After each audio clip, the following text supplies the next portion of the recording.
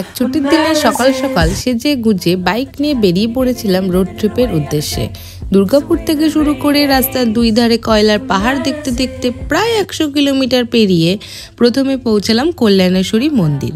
তারপর মাইথন ড্যামের উপর দিয়ে এই দুই ধারের সুন্দর দৃশ্য দেখতে দেখতে পেরিয়ে গেলাম বহু দূর।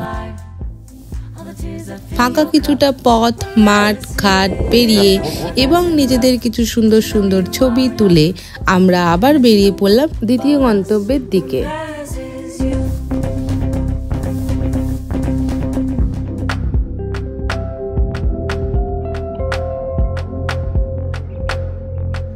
রাস্তার দুই ধারে যেন ছবির মতো আঁকা সুন্দর দৃশ্য, অসাধারণ নীল আকাশের মধ্যে সাদা মেঘ এবং দুই ধারে সাজানো ফাঁকা মাঠের মধ্যে সবুজ সবুজ গাছ।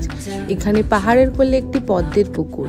এই সবই পেরিয়ে আমরা পৌঁছালাম আমাদের প্রধান গন্তব্য, এই সুবিশাল জলপ্রপাতের সামনে।